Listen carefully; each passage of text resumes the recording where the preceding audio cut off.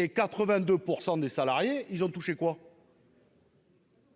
Ben, pas grand-chose.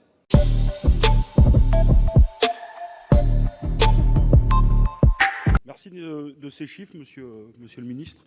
5 millions de salariés, en moyenne 800 euros, je crois, 789 en moyenne.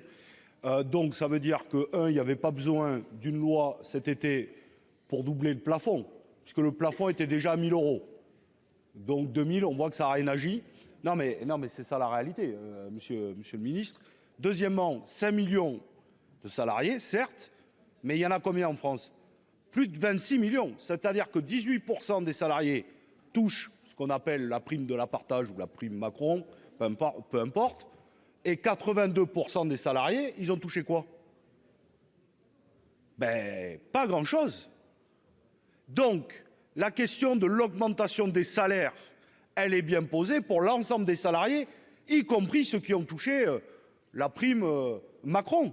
Et donc la question, on voit bien, c'est un détournement et certains, pour éviter d'augmenter les salaires, ont fait cela pour 18% des salariés. C'est mieux de le dire comme ça que 5 millions. On a l'impression que quand vous dites 5 millions, tout le monde l'a touché. Revenons aux chiffres, 18% des salariés l'ont touché. 82% donc n'ont rien touché parce qu'on n'a pas vu une augmentation massive des salaires en France, sauf là où il y a eu des luttes.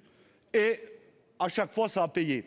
Donc, vous avez une question autour du salaire et autour, évidemment, du salaire brut et net et de la part brute du salaire socialisé qui, lui, irrigue les caisses de la sécurité sociale. Ce que ne fait pas la prime Macron. Et si on continue à ce que l'ensemble, aujourd'hui, des négociations des NAO tournent autour, c'est la prime ou rien, nous-mêmes, nous allons assécher en réalité les caisses de la sécurité sociale. Voilà le principe. Mais évidemment, celles et ceux qui l'ont touché, on leur a pas dit ne la prenez pas. Prenez et ayez des négociations sur l'augmentation des salaires.